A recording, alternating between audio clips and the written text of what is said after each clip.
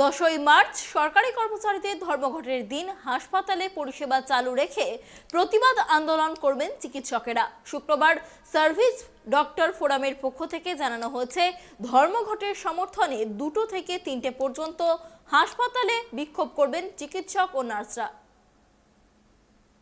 আগামী 10ই মার্চ যে রাজ্য জুড়ে বিভিন্ন সরকারি দপ্তর, স্কুল সমেত সর্বত্র যে ধর্মঘটের ডাক দেওয়া হয়েছে, সেই সম্পর্কে আমরা সার্ভিস ডক্টরস ফোরাম এবং নার্সেস ইউনিটির পক্ষ থেকে আজকে আমাদের কিছু বক্তব্য বা আমরা সেদিন কি করব সেটা নিয়ে আজকে এখানে আমরা বলার জন্যই মূলত আমাদের এই প্রেস কনফারেন্স। সকলেই জানেন যে দীর্ঘদিন ধরে এই আন্দোলন চলছে। পশ্চিমবঙ্গের ক্ষেত্রে সরকারি কর্মী এবং স্কুল টিচার সকলেই তারা ডিএ প্রায় 39% ডিএ থেকে তারা বঞ্চিত হচ্ছে এবং এখানে কোনো স্বচ্ছ নিয়োগ নেই, এবং যে কারণে আজকে হাসপাতালগুলো প্রায় বন্ধ হয়ে যাওয়ার মুখে, যেখানে গ্রুপ ডি, সুইপার এবং নার্স, ডাক্তারদের মিলিয়ে অসংখ্য পদ সেখানে ফাঁকা পড়ে আছে, কোনো নিয়োগ হচ্ছে না, যার ফলে কিন্তু হাসপাতালের পরিষেবা আজকে প্রায় বন্ধ হয়ে যাওয়ার মুখে বিভিন্ন জায়গায়। যার ফলে আমরা সার্ভিস ডক্টরস ফোরাম এবং নার্সেস ইউনিটির পক্ষ থেকে আমরা সিদ্ধান্ত নিয়েছি, আগামী 10ই মার্চ যে ধর্মঘটের ডাক দেওয়া হয়েছে সংগ্রামী যৌথ মঞ্চের তরফ থেকে, যেখানে 43টা সংগঠন রয়েছে, তার মধ্যে সার্ভিস ডক্টরস ফোরাম এবং নার্সেস ইউনিটিও রয়েছে।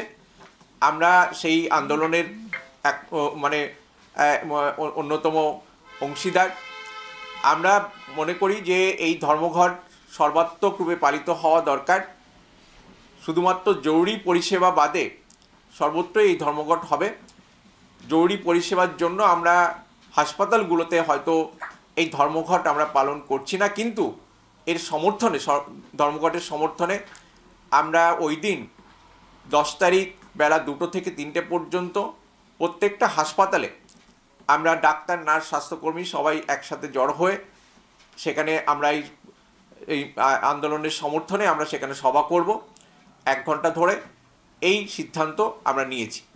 আমরা মনে করি যে আন্দোলন যে মাত্রায় পৌঁছেছে, যে চাপ তৈরি হয়েছে, এটা যদি আরও জনজোয়ার সৃষ্টি করে বা করার দিকে যাচ্ছে, তখন সরকারের কিন্তু পিছপা হটার কোনো জায়গা নেই। কারণ এরকম কোনো সরকার পৃথিবীতে থাকতে পারে না বা নেই।